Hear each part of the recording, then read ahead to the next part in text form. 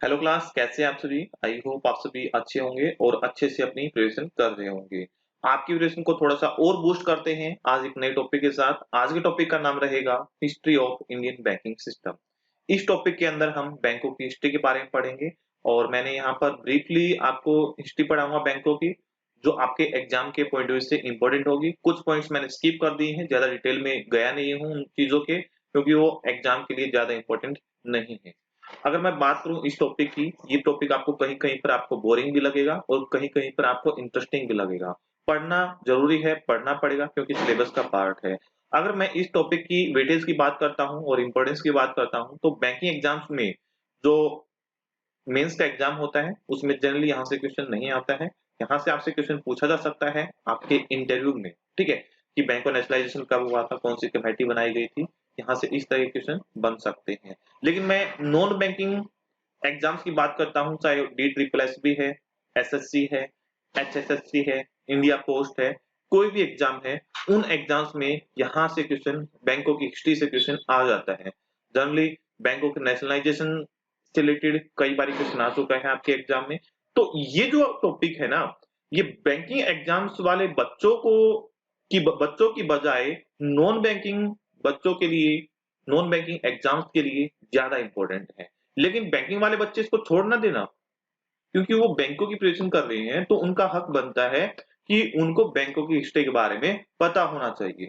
मोटे तौर पर मोटी मोटी चीजें तो जरूर पता होना चाहिए। तो कुल मिलाकर सभी के लिए ये टॉपिक मोस्ट इंपोर्टेंट है। तो चलिए स्टार्ट करते हैं आज का topic, history of Indian banking system. तो यहाँ पर मैंने लिखा है बैंकिंग सिस्टम कहाँ का, इंडिया का। तो बैंकिंग सिस्टम क्या है भाई?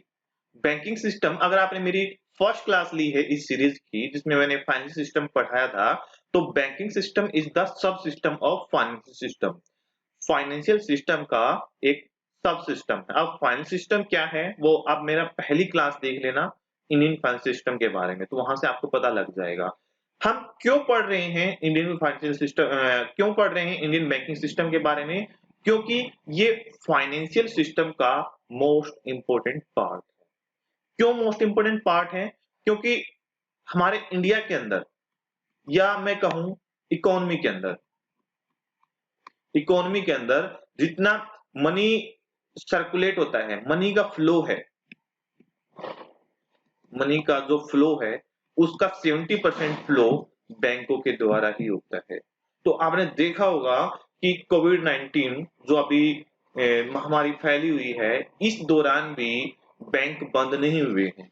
वो अपने मिनिमम 50% स्टाफ के साथ वर्क कर रहे हैं, बाकी सभी मोस्टली ऑर्गेनाइजेशंस बंद हैं, लेकिन बैंक बंद नहीं हुए। क्यों बंद नहीं हुए? अगर बैंक बंद हो गए तो मनी का फ्लो रुक जाएगा, सारी चीजें रुक जाएंगी, इकोनॉमी तबाह हो जाएगी। तो बैंक जरूर ओपन रहे हमारे, ठीक है।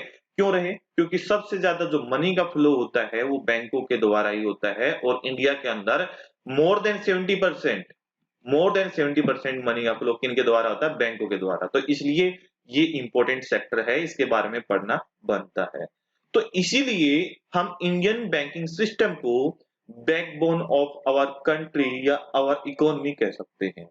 कली हुई बात है, रीढ़ की हड्डी का काम करता है हमारे फाइनेंस सिस्टम में, मनी के फ्लो में कौन? बैंक। तो मैंने यहाँ पर लिखा है आपकी स्लाइड्स में, आपकी सहूलियत के लिए कि आप अपने अच्छे से नोट्स बना सकें, तो आप इन स्लाइड को अपने नोट्स में नोट डाउन करते रहना, और जो एग्जांपल्स देता हूँ, जो पॉइंट देता हूँ, उनको एरो वगैरह लगाकर आप लिखते रहना। Banking system is the sub system of finance system, मैंने आपको बताया था। और फाइनेंस सिस्टम क्या होता है फर्स्ट क्लास में हम पढ़ चुके हैं। It play a very important significant role in the economy and economic development of country, because more than 70% fund flow through the banking system in India. So we can say that it is the backbone of our country and Indian economy. ठीक है, या blood भी कह सकता हूं मैं कि पूरा रक्त है ये ब्लड, यानी कि मनी है, जो मनी हमारी इकोनॉमी के अंदर घूमती है, तो ये ब्लड की तरह है। अगर ब्लड रुक गया तो क्या होगा? इंसान मर जाएगा, हमारी इकोनॉमी क्या होगी? मर जाएगी। तो इसलिए हम इंडियन बैंकिंग सिस्टम की हिस्ट्री अब पढ़ने जा रहे हैं यहाँ से। तो अगर मैं बात करूं सबसे पहले कौन सा बैंक ओपन किया गया था, ये क्वेश्चन बहुत इंपॉर्टेंट है, काफी बार एग्जाम में आ चुका है, तो आपको इन चीजों पर ध्यान देना है कि सबसे पहला बैंक कौन ओपन हुआ। तो जितनी भी हिस्ट्री हम पढ़ेंगे उसके अंदर मैं कुछ स्पेसिफिक पॉइंट्स बताऊंगा कि यहाँ से बार बार एग्जाम में क्वेश्चन पूछा गया है, तो उन चीजों पर ज्यादा फोकस करना है, और जहां पर कम फोकस करना होगा, जनरली आपको बस रीड आउट करना होगा, वो चीजें मैं बता दूंगा। तो सबसे पहले इंडिया के अंदर जो बैंक ओपन किया गया था अंग्रेजों के टाइम पर या अंग्रेजों से पहले, ठीक है, तो वो ओपन किया गया था बैंक ऑफ हिंदुस्तान 1770 में, 1770 में। तो फर्स्ट बैंक इन इंडिया, तो सबसे पहला जो बैंक ओपन किया गया था उसका नाम क्या था? Bank of Hindustan. याद रखना भाई, हिंदुस्तान को हिंदुस्तान ही बोलना है, इंडिया मत बोलना, ठीक है। तो बैंक ऑफ हिंदुस्तान कब ओपन किया गया था? 1770 में ओपन किया गया था। अगर आपसे पूछे कहां पर ओपन किया गया था, कैलकाटा के अंदर ओपन किया गया था। और इस बैंक को एक पुर्तगीज कंपनी जिसका नाम था house of Alexander, house of Alexander ने ओपन किया था। ये यूरोपियन कंपनी थी, ठीक है, जो पुर्तगाली थे उन्होंने, वो भी आपको देखो चीजें पता होंगी जब आपने हिस्ट्री पढ़ी होगी, जो नॉर्मल इंडियन हिस्ट्री पढ़ते हैं आप, कि इंडिया एक सोने की चिड़िया थी। उस सोने की चिड़िया में क्यों कहा जाता है आपको पता होगा, क्योंकि यहाँ पर जो नेचुरल रिसोर्सेज हैं वो बहुत ज्यादा थे, ठीक है। तो जो फॉरेन कंट्रीज थे, जो फॉरेनर्स थे, जैसे पुर्तगाली थे, डच थे या ब्रिटिश थे, ये सभी यूरोपियन, ये सभी इंडिया के अंदर क्या करने आते थे? ये बिजनेस करने आते थे, व्यापार करने आते थे। तो ये पुर्तगाली एजेंसी हाउस ऑफ अलेक्जेंडर वगैरह ये सभी क्या करने आए थे? यहाँ पर बिजनेस करने आए थे। लेकिन धीरे धीरे इन्होंने देखा कि यहाँ पर राजपाट भी किया जा सकता है, यहाँ पर बैंक भी ओपन किए जा सकते हैं, तो इन्होंने सबसे पहले ओपन किया था। तो आपसे पूछा जाए कि किस कंपनी ने, which company open the first bank in India, तो आपका आंसर क्या होगा? House of Alexander, house of Alexander and company. कब ओपन किया था? 1770 के अंदर ओपन किया गया था, कैलकाटा के अंदर ओपन किया था, जिसको आप कोलकाता के नाम से जानते हैं आप प्रेजेंट में। और बैंक का नाम क्या था? बैंक ऑफ हिंदुस्तान था। ठीक है भाई, फर्स्ट बैंक आपको समझ में आया। कई बार जब आप किसी पुराने नोट से पढ़ेंगे तो यहाँ पर कोई और भी नाम दिया जा सकता है, या प्लस या 1770 की जगह पर कोई और ईयर दिया होगा, तो भाई वो एरर है, ठीक है। मेरी बात ध्यान से सुनना, अगर इसके अलावा कोई और फैक्ट दिया गया है कहीं पर तो वो गलत है, जो सही है वो यही है, ठीक है। ये बैंक काफी अच्छे से चला, लेकिन बाद में 1832 में 1832 में जाकर ये फेल हो गया और ये बैंक क्या हो गया? बंद हो गया। लगभग 62 ईयर वर्क करने के बाद, 62 ईयर वर्क करने के बाद ये बैंक बंद हो गया। जब 1770 में ये बैंक ओपन किया गया था और ये बैंक अच्छे से चला था, तो इसके कुछ सालों के बाद, लगभग मैं कहूँ कि 16 ईयर के बाद, इसी एजेंसी ने, हाउस ऑफ अलेक्जेंडर कंपनी ने एक और बैंक एस्टेब्लिश किया था 1786 में, जिसका नाम था जनरल बैंक ऑफ इंडिया।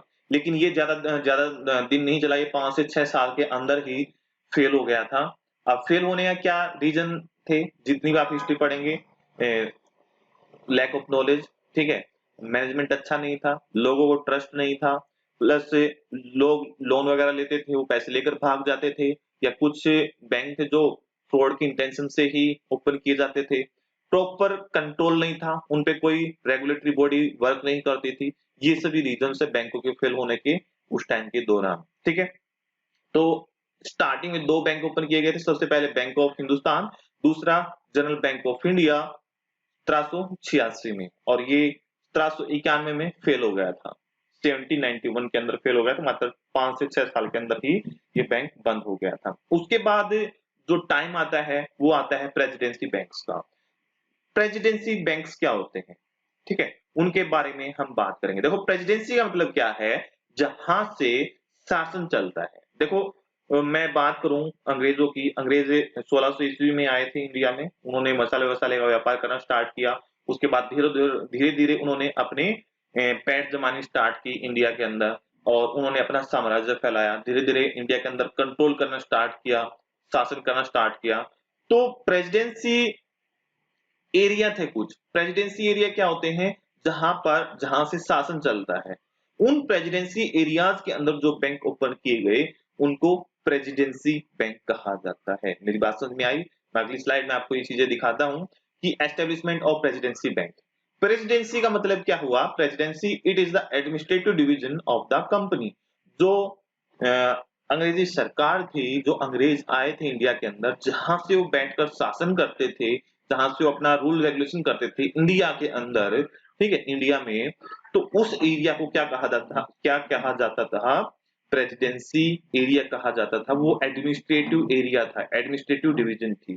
तो उन एरियाज के अंदर जो बैंक ओपन किए गए, उन्हीं बैंक को क्या कहा जाने लगा? प्रेसिडेंसी बैंक कहा जाने लगा। वहां पर उन अंग्रेजों ने क्यों बैंक ओपन किए? भाई वहां पर उनके लोग भी रहते थे, यहाँ पर जॉब भी करते थे, पैसे कमाते थे, उनको वापिस अपने देश पैसा भेजना होता था, तो भेजने के लिए उनको बैंक चाहिए, उनको अपनी सेविंग्स रखने के लिए भी पैसे चाहिए। तो इसके लिए बैंकों की रिक्वायरमेंट हुई। तो जहां पर वो रूल कर रहे थे हमारे ऊपर स्टार्टिंग में, वहीं पर उन्होंने कुछ बैंक एस्टेब्लिश किए। जैसे 2 जून ऑफ 1806 1806 में बैंक ऑफ कलकत्ता एस्टेब्लिश किया ब्रिटिश कंपनी ने, जो कि बाद में 1809 में 1809 में जिसको रीनेम कर दिया गया बैंक ऑफ बंगाल। तो कलकत्ता के अंदर उनकी एक क्या थी? कॉलोनी थी, जहां से उनका एडमिनिस्ट्रेशन चलता था। तो वहां पर ओपन किया गया, किस नाम से? Bank of Calcutta. ठीक है। फिर बाद में 15 अप्रैल 1940 में 15 अप्रैल ऑफ 1840 में एक और बैंक ओपन किया गया, bank of Bombay. Bank of Bombay. उसके बाद 4 जुलाई ऑफ 1843 में बैंक ऑफ मद्रास एस्टेब्लिश किया गया। ये 3 बैंक ओपन किए गए। ये तीनों के तीनों बैंक कहां पर ओपन किए गए? एडमिनिस्ट्रेटिव एरिया में, जहां से उनका शासन चलता था। और जहां से उनका शासन चलता है उस जगह को क्या कहते हैं? प्रेसिडेंसी एरिया कहते हैं। उस एरिया के अंदर अगर बैंक ओपन किए गए हैं तो उन बैंक को क्या कहा जाएगा? प्रेसिडेंसी बैंक कहा जाएगा। तो इन तीनों बैंकों को मिलाकर, मेरी बात ध्यान से सुनो, इन तीनों बैंकों को मिलाकर क्या नाम दिया गया? प्रेसिडेंसी बैंक का नाम दिया गया। भाई देखो, एक सिंपल से एग्जांपल समझो। आपका नाम किसी का अमित है, किसी का सुमित है। क्लास में जब आप बैठे होते हैं या अभी भी मुझसे जुड़े हुए हैं, आप सभी क्या है? अलग अलग नाम है, अलग अलग आइडेंटिटी है। लेकिन आप सभी को मैं जब कंबाइनली प्रोनाउंस करूंगा, आपको बोलूंगा, तो आपको क्या कह सकता हूं? या तो स्टूडेंट कह सकता हूं या एस्पिरेंट कह सकता हूं, यही कहूंगा ना। तो उन तीनों, ये तीनों बैंक अलग अलग नाम से तो थे, लेकिन तीनों के तीनों कहां पर थे? जहां से रूल चलता था, प्रेसिडेंसी एरिया में थे। तो इन तीनों को क्या कहा जाता था? प्रेसिडेंसी बैंक कहा जाता था। एक बार आपके एग्जाम में आ चुका है कि बैंक ऑफ बॉम्बे का दूसरा नाम क्या था? तो आप क्या कहेंगे? Presidency bank. इन तीनों का पूछे या किसी तीनों में से इंडिविजुअल का नाम पूछे, तो इन तीनों बैंकों को क्या कहोगे? इन तीनों बैंकों को प्रेसिडेंसी बैंक कहेंगे। और वहां पर ध्यान दो, इस टाइम पर वहां पर कोई भी सेंट्रल बैंक नहीं था कि जैसे आज के टाइम में आरबीआई जो सभी बैंक को रेगुलेट करता है, तो सेंट्रल बैंक उस टाइम पे कोई भी नहीं था। ये तीनों बैंक ही पूरे जो मनी की सप्लाई है उसको संभालते थे। ठीक है, यही सारा कामकाज करते थे। तो इन तीनों बैंकों को प्रेसिडेंसी बैंक कहा जाता था। और इसको, इन तीनों को ही क्वेसी सेंट्रल बैंक भी कहा जाता था। क्या कहा जाता था? Quasi central bank. Quasi central bank का मतलब क्या आता है? सेमी या पार्टली। सेमी या पार्टली, जैसे मान लो आज के टाइम में जो आरबीआई काम कर रहा है, लगभग उससे आधे आधे टाइप में ये बैंक काम करते थे। मेरी बात समझ में आई? लगभग ये कंट्रोलिंग का काम भी करते थे थोड़ा बहुत। तो आपसे पूछा जाता है कि प्रेसिडेंसी बैंक को किस और नाम से जाना जाता था? तो प्रेसिडेंसी बैंक को क्वेसी सेंट्रल बैंक के नाम से भी जाना जाता था। या क्वेसी सेंट्रल बैंक किस बैंक को कहा जाता है, कहा जाता था? तो आप क्या कहेंगे? प्रेसिडेंसी बैंक को कहा जाता था। क्वेसी सेंट्रल बैंक किसको कहा जाता था? तो इस स्लाइड के अंदर जो इंपॉर्टेंट मैंने आपको चीजें समझाई हैं, वो हर एग्जाम में पूछी गई हैं। यहाँ पर आप भले ही ये ईयर डेट्स वगैरह याद ना करें, ये आपके किसी भी एग्जाम में आज तक नहीं पूछी गई है। वैसे ज्यादा मुश्किल नहीं है। 1806, 1840, फिर उसके 3 साल बाद 1843। ठीक है, तो इसमें ओपन किए गए। अब ये 3 बैंक कौन कौन से थे? इन 3 बैंकों को मैं बीबीएम कह सकता हूं। बीबीएम, बीबीएम से याद रख लो भाई। ठीक है, मैं देखो एक स्लाइड और बना के समझाता हूं आपको। BBM, bank of Bombay, bank of Bengal और बैंक ऑफ मद्रास। ठीक है, आपको पता ही होगा कलकत्ता का नाम बाद में क्या कर दिया था? बंगाल कर दिया था। Bank of Bengal, bank of Bombay और बैंक ऑफ मद्रास। इन तीनों बैंकों को क्या कहा जाता था? प्रेसिडेंसी बैंक कहा जाता था। इसको एक और नाम से जानते थे, क्वेसी सेंट्रल बैंक। समझ में आई? समझ में आया है इतना? ठीक है, आगे चलते हैं। बाद में ये जो तीनों के तीनों बैंक थे, सेंट्रल बैंक थे, इन तीनों बैंकों के साथ क्या हुआ? आज के टाइम में तो ये बैंक नहीं है, तो 1921 में, 1921 में इन तीनों प्रेसिडेंसी बैंकों को, जिनका नाम है bank of Bengal, bank of Bombay और बैंक ऑफ मद्रास, इनको मर्ज कर दिया गया था। इनको मर्ज क्यों किया गया था? इंडिया के अंदर फाइनेंशियल सिस्टम को सुधारने के लिए, इंडिया के अंदर फाइनेंस सिस्टम को सुधारने के लिए इनको मर्ज कर दिया गया और इन तीनों बैंक को मिलाकर एक नया नाम दिया गया। पहले क्या नाम था? प्रेसिडेंसी बैंक कहते थे, लेकिन अब इन तीनों को मर्ज कर दिया और इन तीनों को मर्ज करने के बाद एक नया नाम दिया गया। उसका नया नाम था इंपीरियल बैंक ऑफ इंडिया। याद कीजिए, याद कीजिए, मैंने आपको आरबीआई का टॉपिक पढ़ाया था, आरबीआई की हिस्ट्री के अंदर इंपीरियल बैंक ऑफ इंडिया के इंडिया का जिक्र हुआ था और मैंने कहा था कि ये मैं आपको बैंकों की हिस्ट्री के बारे में पढ़ाऊंगा तो तब बताऊंगा कि इंपीरियल बैंक क्या करता था। आरबीआई से पहले एज ए सेंट्रल बैंक के तौर पर लगभग काम करता था, तो इंपीरियल बैंक ऑफ इंडिया बनाया गया। इंपीरियल बैंक ऑफ इंडिया क्यों बनाया गया? आपको एक चीज याद होगी, जब मैंने आरबीआई के बारे में पढ़ाया था कि 1920 में क्या अपॉइंट किया गया था? हिल्टनियन कमीशन। क्यों अपॉइंट किया गया था? क्यों अपॉइंट किया गया था? बैंकों की हालत सुधारने के लिए, इंडिया के अंदर क्रेडिट को संभालने के लिए, ठीक है। तो उसी टाइम पर इन बैंकों को, जब वो हिल्टनियन कमीशन अपॉइंट किया गया था, उसके बाद इंडिया के अंदर फाइनेंस सिस्टम को सुधारने के लिए क्या किया गया था? तीनों बैंकों को मर्ज करके इंपीरियल बैंक ऑफ इंडिया बना दिया गया था। अब आप कैसे याद करेंगे? देखिए, बीबीएम, बीबीएम को क्या कहा जाता था? प्रेसिडेंसी बैंक कहा जाता था। और क्या कहा जाता था? क्वेसी सेंट्रल बैंक कहा जाता था। इन तीनों बैंकों को मर्ज कर दिया गया 1921 में और क्या कहा गया? Imperial bank of India, IBI, ठीक है, इंपीरियल बैंक ऑफ इंडिया। तो याद रखना कि किस बैंक को इंपीरियल बैंक ऑफ इंडिया कहा जाता था? प्रेसिडेंसी बैंक्स को, ठीक है।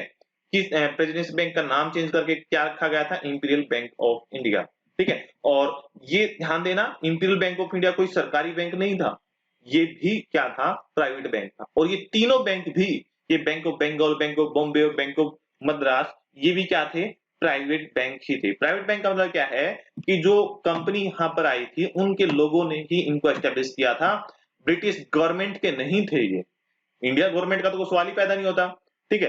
तो ब्रिटिश गवर्नमेंट के कंट्रोल में नहीं थे ये, ब्रिटिश गवर्नमेंट के पास इनके शेयर्स नहीं थे, प्राइवेट लोगों के पास, प्राइवेट अंग्रेजों के पास इनके शेयर्स थे।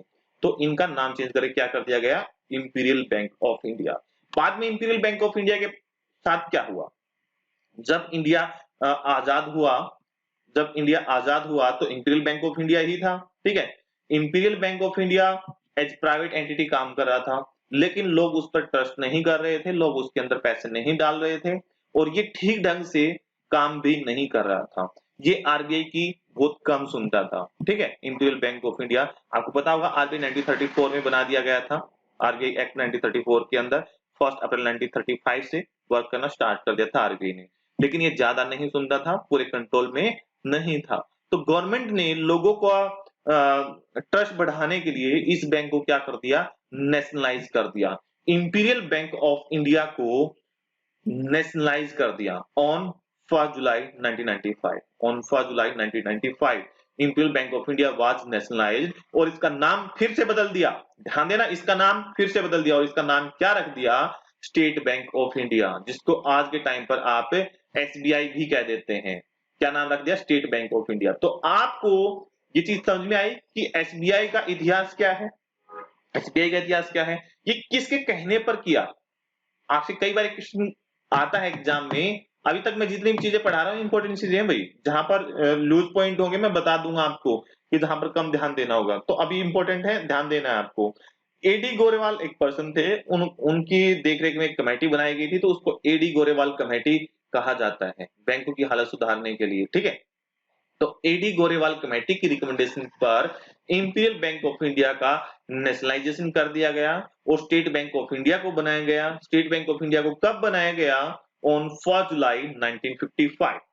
आपको जानकारी मैं दे देता हूं एसबीआई को एसबीआई एक्ट के अकॉर्डिंग बनाया गया था, एसबीआई एक्ट 1955, और 1 जुलाई 1955 को एसबीआई बना। ठीक है, अगर मैं बात कहूं कि सबसे पुराना ओल्डेस्ट बैंक इन इंडिया, ठीक है, कौन सा है जो आज के टाइम में भी वर्क कर रहा है, तो वो क्या है, एसबीआई ही है। क्यों भाई, इसकी जड़ें कब से स्टार्ट होती हैं, प्रेसिडेंसी बैंक से स्टार्ट होती हैं। तो दस the state Bank of India is the oldest bank among the banks that exist today, जो आज के टाइम में भी काम कर रहे हैं उनमें सबसे जो पुराना बैंक है वो एसबीआई है। और प्रेजेंट में जो चेयरमैन है, अब मैं प्रेजेंट की बात कर रहा हूं, प्रेजेंट में जो चेयरमैन है वो कौन है, रजनीश कुमार है। तो ये क्वेश्चन आपके एग्जाम में, रिसेंट एग्जाम में आ सकता है। और अब एसबीआई का हेडक्वार्टर कहां पर है, मुंबई में है। एसबीआई का हेडक्वार्टर कहां पर है, मुंबई में। और एसबीआई की टैगलाइन क्या है, the banker to every Indian. ये एक्स्ट्रा पॉइंट है जो आपके एग्जाम में पूछे जाते हैं एसबीआई से रिलेटेड, तो मैंने यहीं पर डाल दिए हैं, तो ये आपको याद रखने हैं। The banker to every Indian, हर भारतीय का बैंक। इसका मतलब क्या होता है, हर भारतीय का बैंक। तो अब आप एक प्रोसेस समझेंगे, क्या प्रोसेस समझेंगे, देखो 3 बैंक थे, B B M, bank of Bengal, bank of Bombay और बैंक ऑफ मद्रास। इन 3 बैंकों को क्या कहा जाता था, प्रेसिडेंसी बैंक, प्रेसिडेंसी बैंक कहा जाता था। और इन तीनों को यूएससी सेंट्रल बैंक भी कहा जाता था। बाद में क्या किया गया, 1921 में इनका नाम चेंज करके क्या रख दिया गया, इंपीरियल। और 1955 में इंपीरियल का नाम चेंज करके क्या रख दिया, एसबीआई, एसबीआई। और जब इसका एसबीआई को बनाया गया तो इसके अंदर मोस्टली जो शेयर्स किसके थे, आरबीआई के थे। मोस्टली शेयर किसके थे, आरबीआई ने इसके अंदर अपनी शेयर होल्डिंग रखी थी, लगभग 70% के आसपास होगी। एग्जैक्ट मुझे अभी प्रेजेंट में याद नहीं है। तो एसबीआई ने इसके अंदर होल्डिंग कर ली थी जब इसको नेशनलाइज किया गया था। किसको, एसबीआई को। याद रहेगा आपको, मैं फटाफट फिर से एक बार रिवाइज करा देता हूं। सबसे पहला बैंक कौन सा ओपन किया गया था, बैंक ऑफ हिंदुस्तान। ये दोनों बैंक फेल हो गए थे, उसके बाद प्रेसिडेंसी बैंक का टाइम आया था। प्रेसिडेंसी बैंक के अंदर बीबीएम बनाया गया था, ठीक है। उनको क्वेसी सेंट्रल बैंक कहा जाता था, लेकिन इन तीनों बैंकों को मर्ज करके क्या बनाया गया, इंपीरियल बैंक ऑफ इंडिया बनाया गया। इंपीरियल बैंक ऑफ इंडिया को आगे चलकर नेशनलाइज कर दिया गया और इसका नाम चेंज कर दिया गया, क्या रखा गया, स्टेट बैंक ऑफ इंडिया। किसके कहने पर, एडी गोरेवाल के कहने पर, एडी गोरेवाल कमेटी के कहने पर। अगर मैं बात करूं सबसे पुराना बैंक जो इंडिया के अंदर काम कर रहे हैं वो कौन है, एसबीआई ही है, ठीक है। क्योंकि इसकी रूट्स कब स्टार्ट हुई थी, इसकी रूट्स कब स्टार्ट हुई थी बताओ भाई, यहां पर 1806 में, 1840 में, 1843 में, ठीक है। इतना पुराना बैंक कोई नहीं है अभी इनमें, ठीक है। लेकिन आगे क्वेश्चन आएंगे, सबसे पुराना अलग अलग टाइप से पूछेंगे, उनमें वहां पर कंफ्यूज नहीं होना है। शेयर होल्डिंग के टाइम पर, मैनेजमेंट के टाइप पर, ठीक है, वहां पर मैं करवाऊंगा आपको सारी चीजें। यहां तक की चीजें आपको समझ में आई होंगी, ठीक है। आगे बढ़ते हैं, यहाँ पर 2-3 पॉइंट और आते हैं, ये चीजें समझने वाली हैं भाई, इन पर बहुत ज्यादा ध्यान देना है एक एक वर्ड पर। यहाँ पर लिखा है which is the oldest joint stock of India, ठीक है, which is oldest joint stock of India. ये ज्वाइंट स्टॉक क्या होता है, ज्वाइंट स्टॉक का मतलब ये होता है कुछ प्राइवेट पर्सन मिलकर कोई काम करते हैं या कोई बैंक बनाते हैं, उनको ज्वाइंट स्टॉक कहा जाता है। ज्वाइंट वेंचर तो सुना होगा ना, जब लोग मिलकर कुछ काम करते हैं तो उसको ज्वाइंट वेंचर या ज्वाइंट स्टॉक कहा जाता है। तो जो बहुत सारे लोग मिलकर कोई बैंक बनाए या कुछ काम करें तो उसको क्या कहेंगे, ज्वाइंट स्टॉक कहेंगे। तो बैंकों की भाषा में कैसे करेंगे, a bank that had multiple share holder is called the joint stock bank. तो आपसे पूछा जाए सबसे ओल्डेस्ट ज्वाइंट स्टॉक बैंक कौन सा है, ठीक है। The oldest joint stock bank of India was the bank of upper India. सबसे जो पुराना बैंक था वो कौन सा था इंडिया के अंदर, जो लोगों ने मिलकर बनाया था, कुछ लोगों ने मिलकर बनाया था, ठीक है। वो कौन सा था, bank of upper India, that was established in 1863 but these banks failed in 1930। देखो मैंने आपको बताया था कि सबसे पुराना बैंक तो कौन सा था, जो 1770 में बना था, बैंक ऑफ हिंदुस्तान, 1770 में। फिर यहां पर मैं इसे भी ओल्डेस्ट कह रहा हूं, ठीक है, इस बैंक को भी मैं क्या कह रहा हूं, ओल्डेस्ट कह रहा हूं, लेकिन ये दूसरी सेंस में, ये दूसरी सेंस में किस तरह से, जो बहुत सारे लोगों ने मिलकर बनाया है, जिसके अंदर बहुत सारे शेयर होल्डर्स थे, ओल्डेस्ट जॉइंट स्टॉक। तो इसका नाम क्या हुआ, bank of upper India, Bank of upper India. लेकिन ये फेल हो गया था, ठीक है। अभी मैं आगे बात करता हूं, the India's oldest joint stock bank in which is still working is Allahabad bank. Allahabad bank का नाम सुना होगा आपने, ठीक है, आज के टाइम में भी वर्क कर रहा है। तो इलाहाबाद बैंक है, जो इलाहाबाद बैंक किस बैंक में मर्ज हो गया है, बताइए मुझे, फटाफट कमेंट करके बताइए।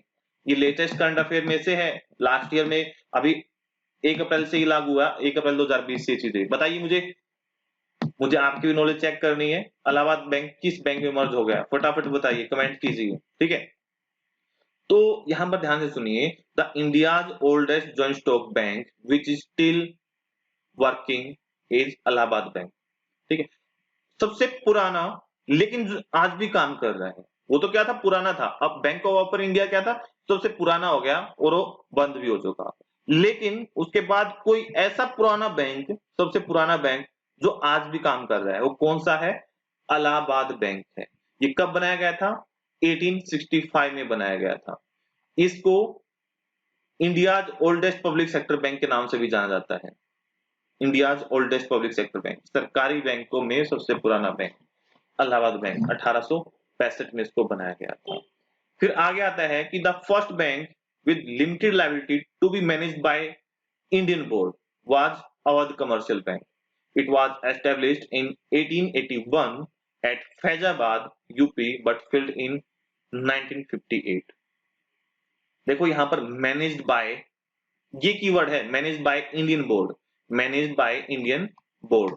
इंडियन बोर्ड का मतलब क्या है कि ऐसा सबसे पुराना बैंक जिसमें जो काम करने वाले लोग थे वो इंडियन थे, लेकिन ओनर कौन था, ओनर वही विदेशी थे, ठीक है। जो इंडिया वाले, बाकी बैंकों में इंडियंस काम नहीं करते थे, इंडियंस को अलाउ नहीं था बाकी बैंकों में काम करना, ठीक है। तो सबसे पुराना बैंक जो इंडिया के लोगों द्वारा मैनेज किया जाता, लेकिन ओनर नहीं थे, तो वो क्या था, अवध कमर्शियल बैंक था। 1881 में बना था और 1958 में ये बैंक बंद हो गया था, और इसका हेडक्वार्टर कहां पर था, फैजाबाद में था। यहां से आपके कम ही चांस है क्वेश्चन पूछने के, बहुत ही रेयर आते हैं यहां से, ठीक है। तो आगे एक और चीज है, owned and managed by Indians, the first bank purely managed by Indians. ऐसा बैंक जिसके अंदर सारे के सारे काम करने वाले इंडियंस थे, ठीक है, कोई भी विदेशी नहीं था। वो कौन सा था, पंजाब नेशनल बैंक। और ये लाहौर में बनाया था, और किस ईयर में बना था, 90 सॉरी 1895 में, 1895 में। क्या मुझे बता सकते हैं पंजाब नेशनल बैंक का हेडक्वार्टर कहां पर है, जल्दी से कमेंट कीजिए, दिल्ली में, ठीक है, सही जवाब आपका, ठीक है। However, the first Indian commercial bank, however, the first Indian commercial bank, which was fully owned and managed by Indians, जिसके अंदर काम करने वाले लोग भी इंडियंस थे और जिनके अंदर पैसा भी किनका लगा था, इंडियंस का लगा था, was the central Bank of India, was the central Bank of India, जिसको 1911 में बनाया गया था। कब बनाया गया था, 1911 में बनाया गया था। It was also known as the India's first truly swadeshi bank, India first truly swadeshi bank. Swadeshi का मतलब क्या होता है, जो मेड इन इंडिया हो, क्या हो, मेड इन इंडिया हो, भारतीयों द्वारा और भारत के अंदर ही बनाया गया हो। इसके अंदर सारे के सारे भारतीयों का पैसा लगा था, ठीक है, और इसके अंदर काम करने वाले भी भारतीय ही थे, इंडियन ही थे। ये किससे इंस्पायर्ड था, स्वदेशी मूवमेंट से। स्वदेशी मूवमेंट 1905 के अंदर, 1905 के अंदर आया था, ठीक है। आगे मैं कुछ और ऐसे इंपॉर्टेंट आपको फैक्ट दूंगा।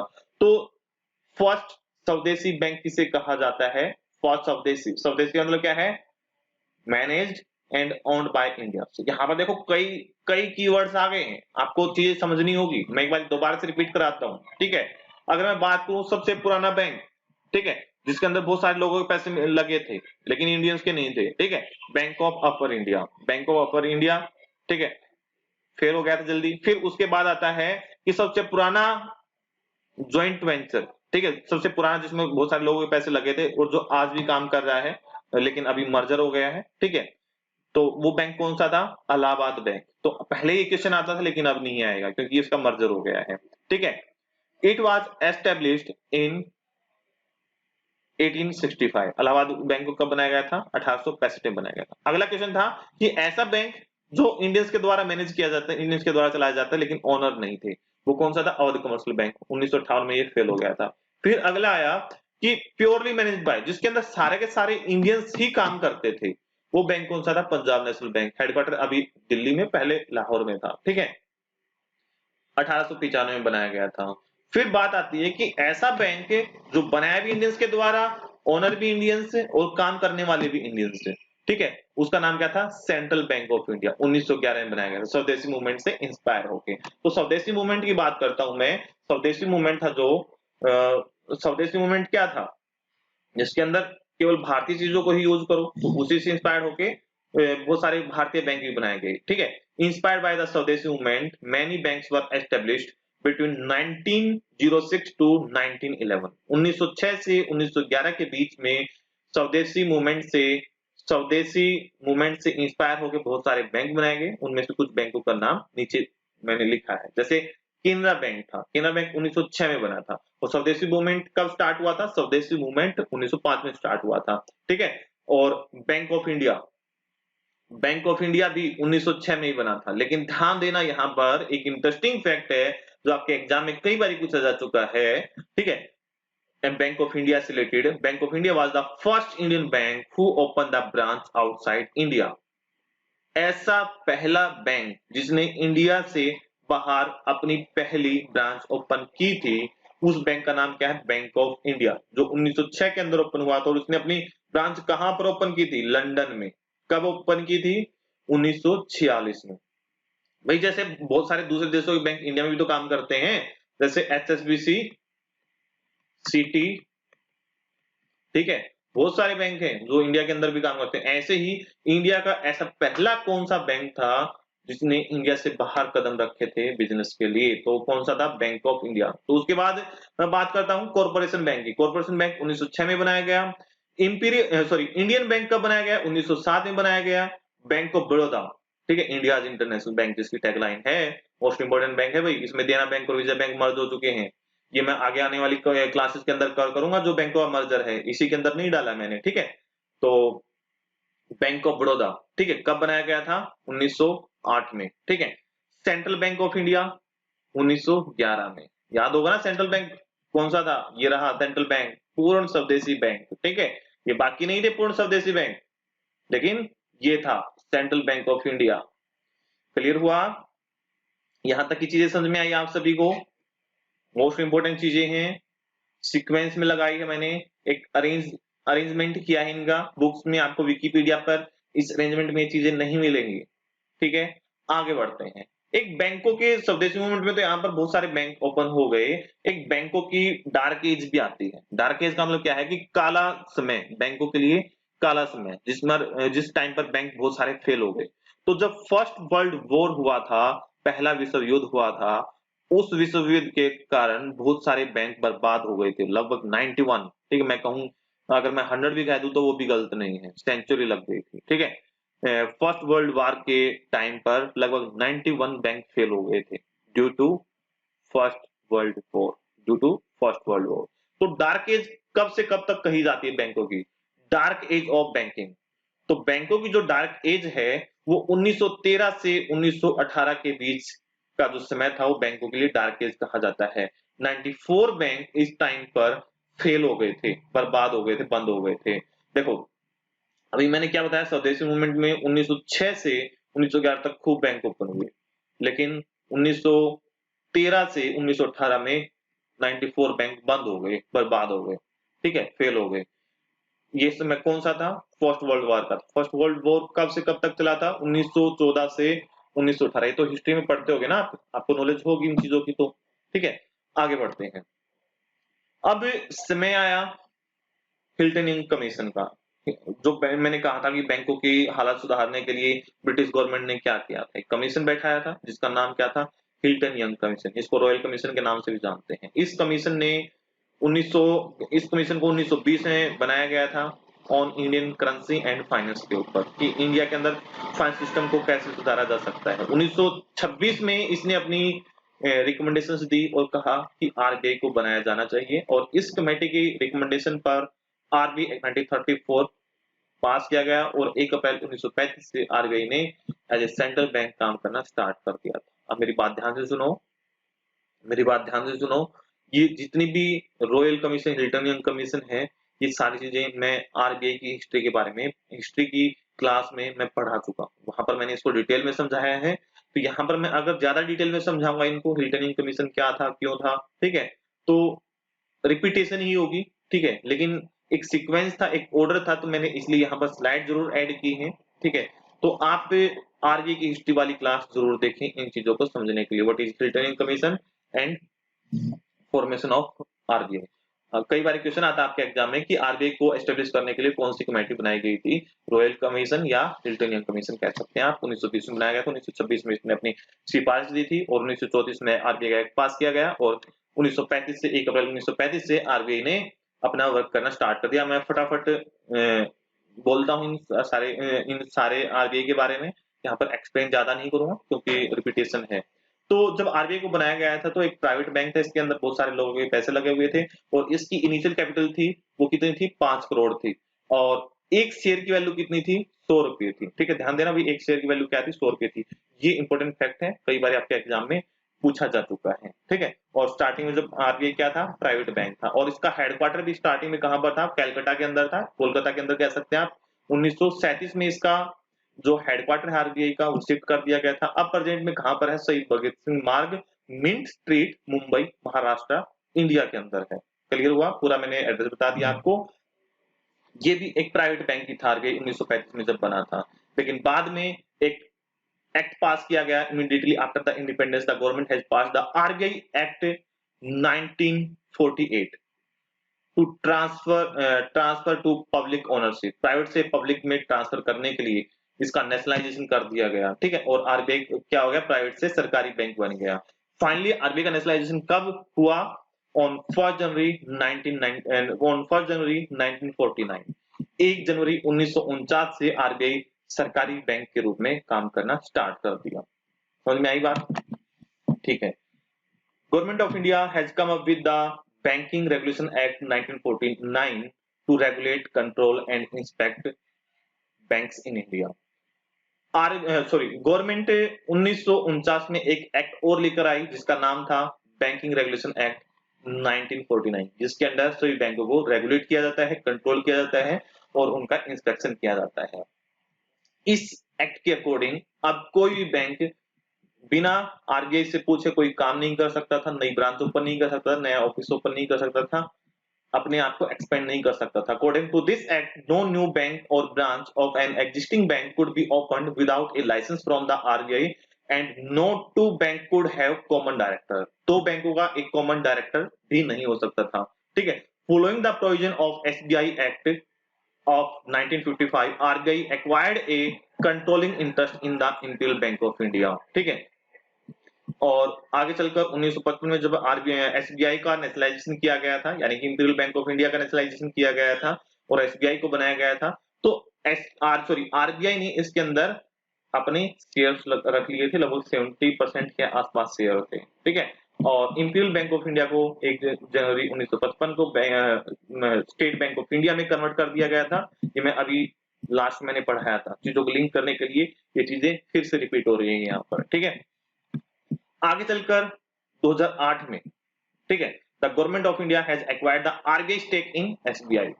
जो 1955 में इंपीरियल बैंक ऑफ इंडिया को एसबीआई में कन्वर्ट किया था और आरबीआई ने उसमें अपने शेयर्स रखे थे, वो आगे चलकर 2008 में गवर्नमेंट ऑफ इंडिया ने आरबीआई से छीन लिए, आरबीआई से ले लिए। क्यों ले लिए, एक कमेटी बनी थी जिसका नाम था नरसिम्हम कमेटी सेकंड, 1998 में बनी थी और उसने कहा था कि आरबीआई एक कंट्रोलिंग बॉडी है, रेगुलेटरी बॉडी है और ये किसी बैंक का ओनर नहीं हो सकती। अगर ओनर हो गई तो उसको कंट्रोल कैसे करेगी, वो तो उसमें क्या करेगी, उसमें इंटरेस्ट दिखाएगी, उसको कंट्रोल नहीं कर पाएगी।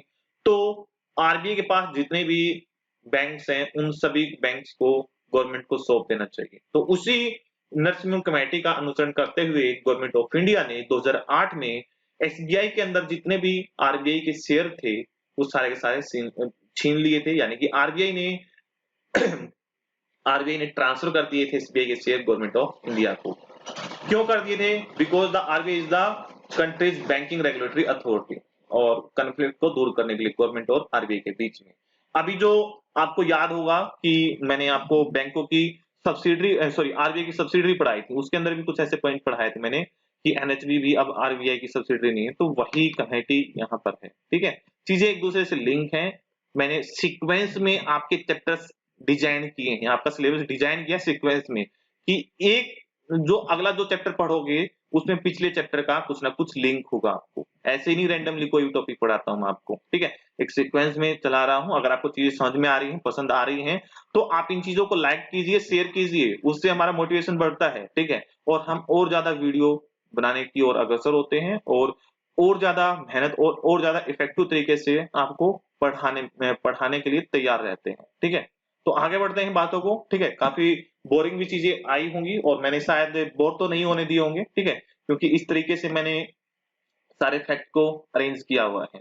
तो चलिए, एक बार फिर भी बोर हो गए हैं तो पल के झपका लीजिए और एक बारी रेस्ट कीजिए 5 मिनट, और फिर दोबारा से इसको देखना स्टार्ट कीजिए। नोट्स बना लीजिए, नोट्स जरूरी हैं। ठीक है, ऐसा कंटेंट नहीं मिलने वाला है, सीक्वेंस में नहीं मिलने वाला कंटेंट। तो मैंने भी मार्केट से लिया है, ठीक है, आरबीआई की वेबसाइट से लिया है, बैंकों की वेबसाइट से लिया है, लेकिन सीक्वेंस एक ऑर्डर होना जरूरी होता है। हम किसी बुक को क्यों पढ़ते हैं? क्योंकि वो एक ऑर्डर में बनी होती है, एक सिस्टम के अकॉर्डिंग बनी होती है। तो मैं आपको एक सिस्टमैटिक मैनर में पढ़ा रहा हूं चीजें। चलिए आगे बढ़ते हैं। ठीक है, On September 1959, the government passed RBI Subsidiary Act. Sorry, SBI Subsidiary Act. Government ने 1959 में, सितंबर 1959 में एक एक्ट पास किया, एसबीआई सब्सिडरी एक्ट, जिसके according state Bank of Hyderabad को एसबीआई की सब्सिडरी बना दिया गया। पहली एसबीआई की पहली सब्सिडरी कौन थी? State Bank of Hyderabad. अब ये एक्ट पास क्यों किया गया? देखो ध्यान से सुनो, ये एक्ट पास क्यों किया गया? जब एसबीआई बना था तो एसबीआई को हेडक्वार्टर था मुंबई में, और कुछ सिलेक्टेड रीजन्स के अंदर ही एसबीआई अपनी सर्विसेज प्रोवाइड करा रहा था। ठीक है, लेकिन एक यही सरकारी बैंक था, ठीक है, जिस पर ज्यादा लोग ट्रस्ट कर रहे थे। अब एसबीआई अपने आप को एक्सपेंड करना चाह रहा था। ठीक है, एक्सपेंड करना चाह रहा था, पूरे ऑल ओवर इंडिया में फैलाना चाह रहा था। लेकिन अगर ये अपनी ब्रांचेस ओपन करेगा और वहां से मान लो मुंबई से लोगों को भेजेगा, उधर से सिलेक्ट करेगा, तो वहां पर बहुत सारे कॉन्फ्लिक्ट होंगे। ठीक है, बहुत सारे बैरियर्स आएंगे। ठीक है, बैरियर्स क्या आएगा? लैंग्वेज बैरियर आएगा, वहां का बिजनेस समझने में, दोबारा से एस्टेब्लिश करने में बहुत सारी परेशानी आएंगी। तो एसबीआई ने सोचा अगर मुझे एक्सपेंड करना है अपने आप को, और खुद गवर्नमेंट ने भी सोचा कि एसबीआई को एक्सपेंड करना है, तो हम क्या कर सकते हैं? जो ऑलरेडी अलग अलग रीजन्स में जो काम कर रहे हैं बैंक के, क्यों ना उन बैंकों को खरीद कर एसबीआई को दे दिया जाए। और इसीलिए सब्सिडरी एक्ट पास किया गया 1959 में, एसबीआई सब्सिडरी एक्ट। ठीक है, तो ध्यान रहेगी ये चीजें। सबसे पहली सब्सिडरी क्या थी? Bank of Hyderabad. उसके बाद 1960 में बहुत सारे बैंक, लगभग 7-8 बैंकों को सब्सिडरी बना दिया गया, तो जिनके नाम थे State Bank of Jaipur, State Bank of Bikaner, State Bank Indore, State Bank of Travancore, State Bank of Mysore, State Bank of Patiala, State Bank of Saurashtra become the subsidiary of State Bank of India. ठीक है, these are now called the SBI associate bank. These are called the SBI associate bank. भाई देखो, मुझे मान लो अपने आप को expand करना है। ठीक है, मुझे मान लो मेरा एक कोचिंग इंस्टीट्यूट है, मान लीजिए प्राइम एजुकेशन के नाम से। ठीक है, कोचिंग इंस्टीट्यूट है। ठीक है, अब मेरा मान लीजिए सोनीपत रीजन के अंदर, हरियाणा सोनीपत रीजन के अंदर ही क्या है? मेरा बिजनेस है, मैं वहां पर ही पढ़ाता हूँ बच्चों को। ठीक है, लेकिन मैं अब अपने आप को पूरे ऑल ओवर इंडिया फैलाना चाहता हूँ, हर जगह पर अपनी ब्रांच ओपन करना चाहता हूँ। तो मैं क्या कर सकता हूँ?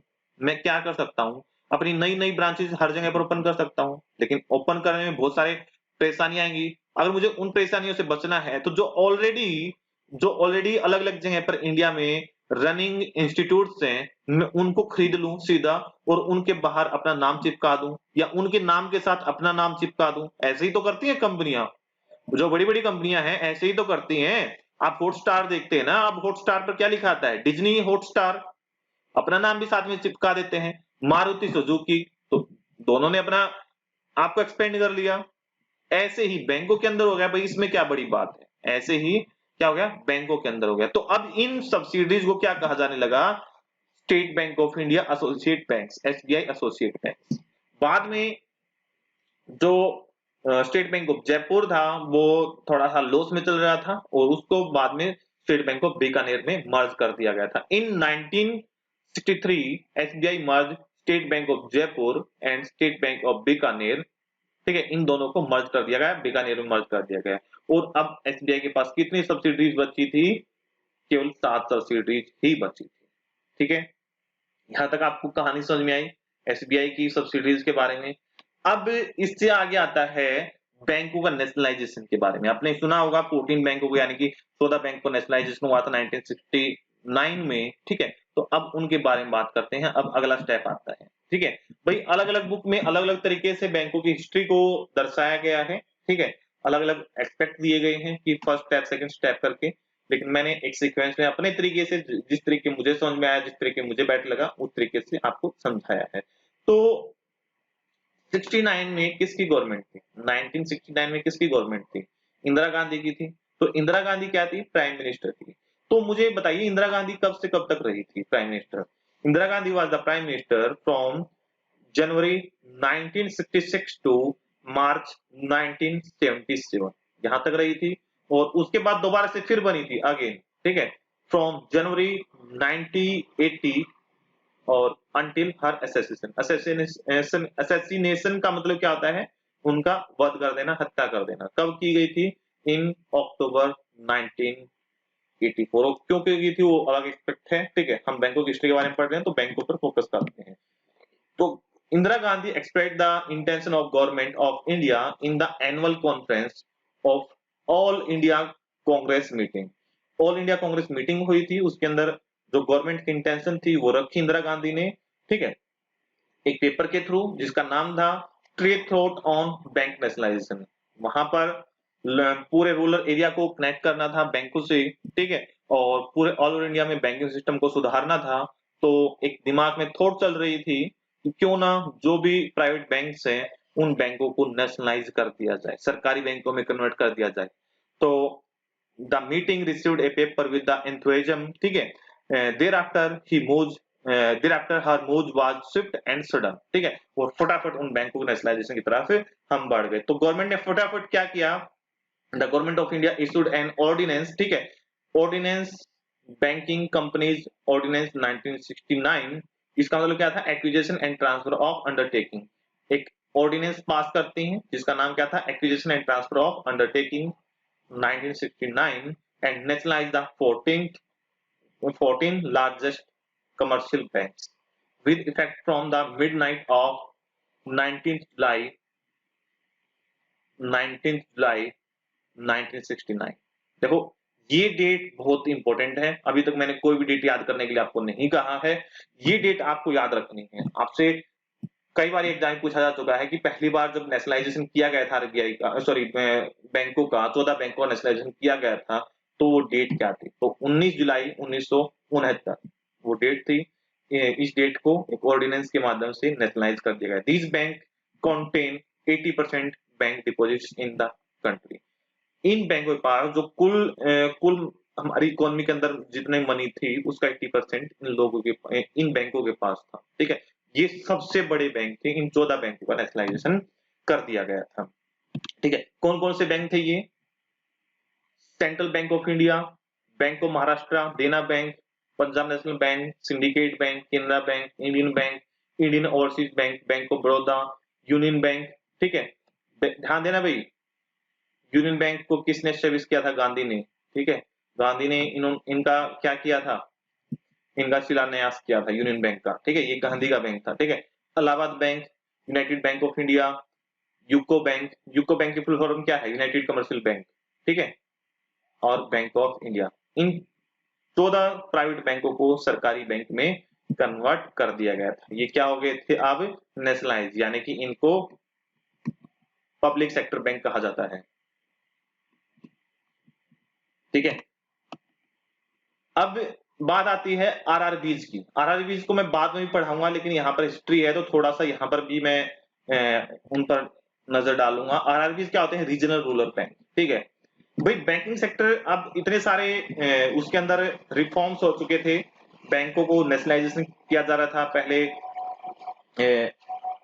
आरबीआई का किया गया 1949 में। ठीक है, 1955 में इंपीरियल बैंक का किया गया, एसबीआई में कन्वर्ट कर दिया। 14 बैंक का फिर से नेशनलाइजेशन कर दिया। रिफॉर्म्स हो रहे थे बैंकिंग सेक्टर में और बैंकिंग सेक्टर खूब अच्छे से फल फूल रहा था।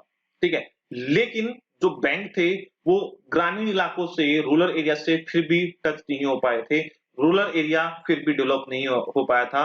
जो वीकर कम्युनिटीज है हमारी, वो बैंकों से फिर भी कनेक्ट नहीं हो पाई थी और उनको फाइनेंस नहीं मिल पाता था, उनको क्रेडिट नहीं मिल पाता था। प्लस वो उनकी जो सेविंग्स थी वो भी उन्हीं के पास रिजर्व सर्कुलेशन में नहीं आती थी। प्लस उन तक क्रेडिट नहीं पहुंचता था। जो फार्मर्स वगैरह है हमारे, वो बैंकों से नहीं जुड़ पा रहे थे, उन तक लोन वगैरह की सुविधा नहीं पहुंच पा रही थी। तो एक कमेटी और बनाई गई थी 1974 में, नरसिंह कमेटी। उन कमेटी की रिकमेंडेशन पर रूरल एरिया को बैंकिंग सेक्टर से जोड़ने के लिए आरआरबीज को फॉर्म किया गया। रीजनल रूरल बैंक को फॉर्म किया गया। कब फॉर्म किया गया? On 2 October 1975। On 2 October 1975 clear हुआ। और लगभग 100 से ज्यादा बैंकों को लाइसेंस दिया गया था आरआरबीज के अंडर। लेकिन वो सिमटते सिमटते लॉस में जाते हुए, मर्ज होते हुए, बंद होते हुए, प्रेजेंट में बैंकों की, टोटल बैंकों की संख्या कितनी है? 43 है। आरआरबी बैंकों की बात कर रहा हूं और फ्यूचर में ये और भी कम हो सकती है, 10-12 ही रह सकते हैं। ठीक है, फ्यूचर में ये और भी कम होगी।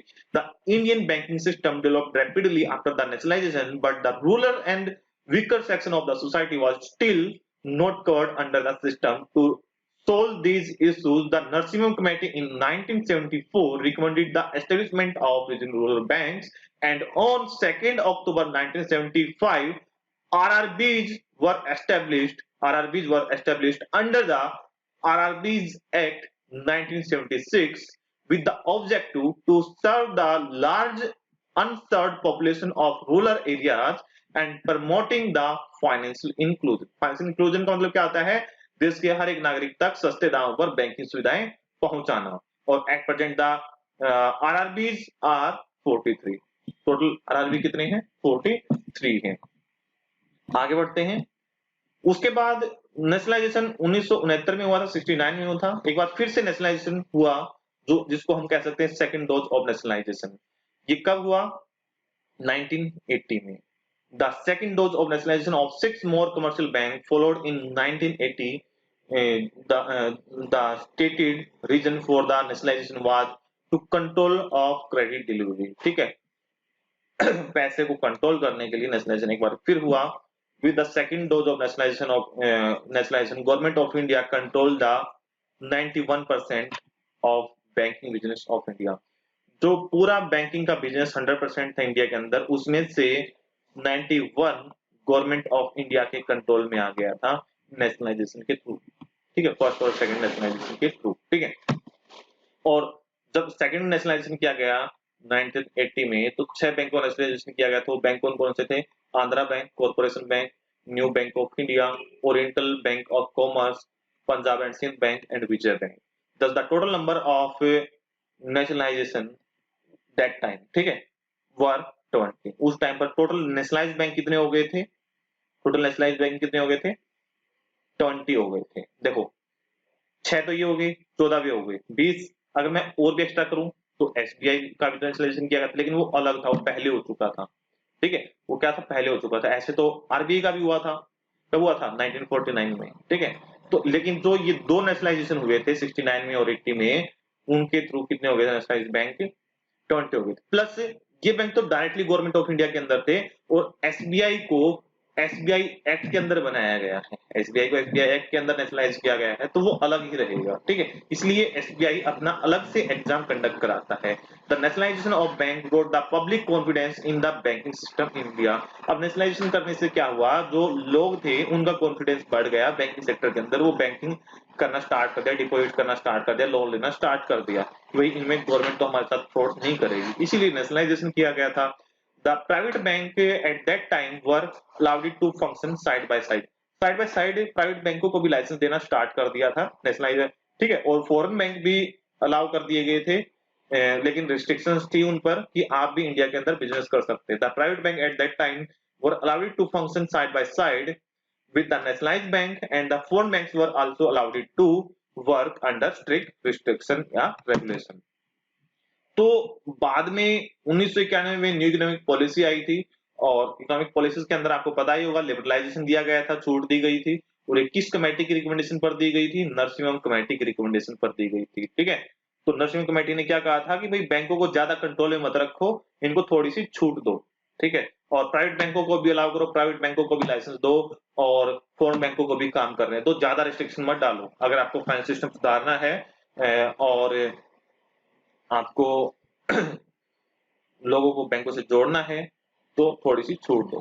ठीक है, in order to improve the financial stability and profitability of public sector banks, the government of India set up the committee under the chairmanship of M. Narasimhan. M. Narasimhan कौन है? आरबीआई के गवर्नर रह चुके हैं।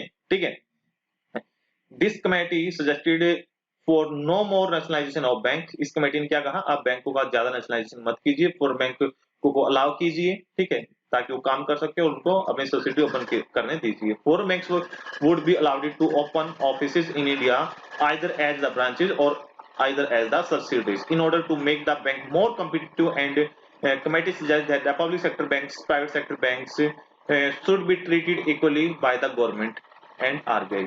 और अपनी recommendation में कहा कि प्राइवेट बैंकों को गवर्नमेंट बैंकों की तरह ही सहूलियत दीजिए, उनको इक्वली ट्रीट कीजिए, उनको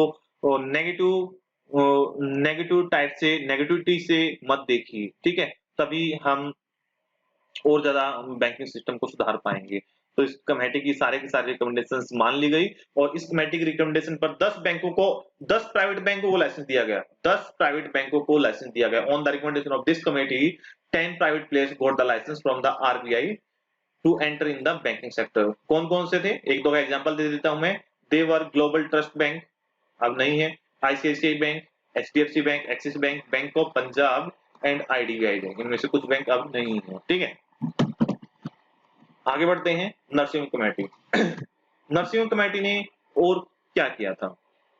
interest rate liberalisation, reduction of reserve ratio and establishment of market regulatory framework and several other. इस कमेटी की रिकमेंडेशन क्या थी? बैंकों को छूट दीजिए, लिबरलाइज कीजिए, जो रिजर्व रेशो, जो सीआर और एसएलआर के रूप में रखे जाते हैं उनको कम करवाइए। ठीक है, आरबीआई के पास कम रखा जाए। ठीक है, सीआरआर और बैंक भी अपने पास एसएलआर कम मात्रा में रखें ताकि मार्केट में पैसा बढ़ सके और मार्केट में रेगुलेटरी फ्रेमवर्क को डेवलप किया जाए। बैंक को कैसे रेगुलेट करना है उनको डेवलप किया जाए। ठीक है, later on in the year 1993 the government merge new Bank of India with the Punjab National bank. 1993 में न्यू बैंक ऑफ इंडिया को पंजाब नेशनल बैंक में मर्ज कर दिया गया और reduction of the number of nationalised bank. ठीक है, कहां तक पहुंच गया? नेशनल बैंक कितने रह गए? 20 से 19 हो गए। ठीक है, UTI bank, UTI bank was open in December 1993 in Mumbai. UTI bank open किया गया था और बाद में 30 जुलाई 2007 को यूटीआई बैंक का नाम बदलकर क्या रख दिया गया था? Axis bank. मोस्ट इंपोर्टेंट है भाई, यहां पर मोस्ट इंपोर्टेंट क्या है? एसएससी, यूपीएससी, बैंक, सभी एग्जाम्स में ये पूछा गया है कि यूटीआई की फुल फॉर्म क्या है। जल्दी से कमेंट करके बताइए मुझे यूटीआई की फुल फॉर्म क्या है। दूसरा, यूटीआई बैंक को किस बैंक में बदल दिया गया था? तीसरा क्वेश्चन, एक्सिस बैंक का पुराना नाम क्या है? यूटीआई। ठीक है, ये आपके एग्जाम में हजारों बार आ चुका है, सभी एग्जाम में। ठीक है, तो हर एग्जाम में यहां से बार बार क्वेश्चन पूछा जाता है। क्या क्वेश्चन पूछा जाता है? यूटीआई की फुल फॉर्म और एक्सिस बैंक का पुराना नाम क्या था। तो यहां पर बच्चे बहुत ज्यादा मिस्टेक कर देते हैं, तो मैं इसलिए बता देता हूं यूटीआई की फुल फॉर्म क्या है। Unit trust of India, unit trust of India. ठीक है, यूनिट ट्रस्ट ऑफ इंडिया। तो याद रखना है, यूनियन नहीं होगा। ध्यान रखना, बच्चे क्या करते हैं इसमें, यहां पर यूनियन बोल देते हैं। Union trust of India, union नहीं है भाई, यूनिट है। क्या है? Unit. Unit trust of India को रीनेम कर दिया गया एक्सिस बैंक में। कब? 30 जुलाई 2007 में। ठीक है, और नरसिम्हम कमेटी सेकंड जो 1998 में आई थी, उस कमेटी की रिकमेंडेशन पर और प्राइवेट बैंक को लाइसेंस दिया गया, क्योंकि 1998 में जो नरसिंहम कमेटी सेकंड थी, उसमें अगेन रिकमेंड किया गया था कि कुछ प्राइवेट प्लेयर्स को और लाइसेंस दिया जाए, और इसी के चलते हुए 2003 और 4 में दो बड़े बैंकों को और लाइसेंस दिया गया। कोटक महिंद्रा बैंक को 2003 में लाइसेंस दिया गया और येस बैंक को 2004 में लाइसेंस दिया गया। ठीक है, अब मैं इसको शॉर्टकट में निपटा रहा हूं आपकी हिस्ट्री को, और आगे 2013 और 2014 में third round of banking licence took place. ठीक है, 2013 और 2014 में और बैंक को लाइसेंस दिया गया। 2013 में आईडीएफसी बैंक को लाइसेंस दिया गया। क्या आप मुझे बता सकते हैं कि आईडीएफसी बैंक का नाम चेंज करके अब क्या रख दिया गया है? जल्दी से कमेंट बताइए। और एक और बैंक को लाइसेंस दिया गया, बंधन बैंक को। बंधन बैंक और आईडीएफसी बैंक को 2014 में लाइसेंस दिया गया था। चलिए मैं बता देता हूं, आईडीएफसी बैंक का नाम चेंज करके क्या रख दिया गया है, आईडीएफसी फर्स्ट बैंक, क्योंकि ये आईडीएफसी बैंक फर्स्ट एनबीएफसी के साथ मर्ज हो गया है। ठीक है, क्लियर है। In order to further financial inclusion, RBI also propose to set up two kinds of bank, payment bank and small finance bank. इनका तो भाई आपका अलग ही टॉपिक आएगा। ठीक है, 2014 के अंदर इन बैंकों को लाइसेंस दिया गया था, 14-15 के अंदर इन बैंक को लाइसेंस दिया गया था, पेमेंट बैंक और स्मॉल फाइनेंस बैंक को। फाइनेंशियल इंक्लूजन का मतलब क्या आता है, लोगों को और ज्यादा बैंकिंग सेवाओं से जोड़ने के लिए आरबीआई ने कहा कि दो नए तरह के और बैंक को सेटअप किया जाए, और 2014-15 में दो नए तरह के बैंक को सेटअप किया गया, पेमेंट बैंक और स्मॉल फाइनेंस बैंक। बहुत बड़े वाले आपके चैप्टर आएंगे भाई, इनमें बहुत ज्यादा पॉइंट होंगे और यहाँ से बहुत ज्यादा क्वेश्चन आते हैं payment bank small finance bank से। ठीक है, क्योंकि इनका तो अलग ही चैप्टर आएगा आपका। ठीक है, अब बिल्कुल एंड पर पहुंचने वाले हैं, हम थोड़ा सा और जिक्र करते हैं हिस्ट्री में और इसके बाद कंप्लीट करते हैं। और जो नए एक्सपेक्ट है, जैसे बैंकों का मर्जर वगैरह जो 2019-20 में हुआ है, वो एक नई वीडियो के अंदर आएगा। ठीक है, अब एसबीआई के जो एसोसिएट्स थे, जो 7 एसोसिएट्स थे, उनको मर्ज कर दिया गया था। अब उनके बारे में पढ़ लेते हैं। There has been a proposal to merge all the associate bank into SBI to create a mega bank. ठीक है, and streamline the group of operations. SBI के ऑपरेशंस को सिंपल करने के लिए, प्लस सभी छोटे बैंकों को एक बड़े बैंक में मर्ज करके एक मेगा बैंक बनाने के लिए एक पॉलिसी थी कि इंडिया के अंदर एक बहुत बड़ा बैंक होना चाहिए जो वर्ल्ड के टॉप 50 बैंक्स के अंदर इंक्लूड हो जाए। तो वैसा बैंक बनाने के लिए एक प्रपोजल आया कि एसबीआई के जितने एसोसिएट बैंक्स हैं उन सभी को एसबीआई मर्ज कर दिया जाए, जिससे एसबीआई की संपत्ति बढ़ जाएगी और एसबीआई एक one of the most largest 50 bank होंगे उनके अंदर इंक्लूड हो जाएगा। तो मेगा बैंक बनाने के लिए एसबीआई के एसोसिएट बैंक्स को 2008 के अंदर मर्ज कर दिया गया। On 13th August 2008 the State Bank of Saurashtra merged with SBI, and on 19th June 2001 the State Bank of Indore merged with SBI, and resulting in the total number of associate banks reduced from 7 to 5। And on जो भाई mega bank बनाना था वो proposal का काम कब हुआ, 2017 में। ये मैंने पुराने पॉइंट बताए यहाँ पे दो, ताकि आपको चीजें समझ में आ जाए। 5 ही बचे थे ना एसबीआई एसोसिएट्स 2017 तक। On 1st April 2017 SBI merge with the 5 associate banks, state Bank of Bikaner, State Bank of Jaipur, State Bank of Hyderabad, state Bank of Patiala and state Bank of Travancore. ठीक है, एंड विद द भारतीय महिला बैंक। एक bank और बनाया गया था, भारतीय महिला बैंक। ठीक है, इस बैंक को भी एसबीआई के अंदर ही मर्ज कर दिया गया। This was the first scale consolidation in the Indian banking industry. With the merger, SBI became one of the 50 largest bank in the world. आप टॉप 50 बैंक्स के अंदर एसबीआई आता है। तो यहाँ तक की थी हमारी बैंकों की हिस्ट्री, इंडियन बैंकिंग सिस्टम की हिस्ट्री। और इससे आगे भी बहुत सारे पॉइंट बचे हैं, बहुत सारे पॉइंट मैंने स्किप भी कर दिए हैं, लेकिन ये सारे जितने पॉइंट कराए हैं मैंने आपके एग्जाम के पॉइंट ऑफ व्यू से कराए हैं। इससे बाहर आपके एग्जाम में चीजें नहीं आएंगी। क्लियर है। प्लस जो 2019 और 20 के अंदर जो मर्जर हुआ है बैंकों का, पब्लिक सेक्टर बैंकों का, और जिसके दौरान अब केवल 12 ही सरकारी बैंक रह गए हैं, 21 से घटकर 12 हो गए हैं, उनके लिए एक अलग वीडियो आएगी बाद में। ठीक है, तो उम्मीद करता हूं आज की क्लास आपको थोड़ी सी बोरिंग तो लगी होगी, लेकिन मैंने आपका इंटरेस्ट बनाए रखा, चीजें इस तरह से सीक्वेंस में अरेंज की थी और आपको क्लास अच्छी लगी होगी। अच्छी लगी है तो वीडियो को लाइक कर दीजिए और अपने दोस्तों के साथ, अपने जो भी व्हाट्सएप पर आपके स्टडी ग्रुप्स वगैरह हों, फेसबुक पर ग्रुप्स हों, जहां पर भी आपके साथी हो, पढ़ने वाले हों, उनके साथ इस वीडियो का लिंक शेयर कर दीजिए। और नेक्स्ट क्लास में मिलते हैं। Thank you, have a nice day. अगर फिर भी आपको कोई डाउट रह गया है तो आप मेरे व्हाट्सएप नंबर पर पूछ सकते हैं या वीडियो के नीचे कमेंट कर सकते हैं। मेरा व्हाट्सएप नंबर सभी के पास है 8800528912। मोस्टली मैं भी इस पर जितने कमेंट आते हैं चेक करता हूँ, प्लस मोहित सर चेक करते हैं, और कुछ भेजना होता है तो मैं मुझे रिकमेंड करते हैं और मैं उनको भेज देता हूँ। ठीक है, आपके डाउट जरूर सोल्व हो जाएंगे। ठीक है, 8800528912। Thank you, have a nice day.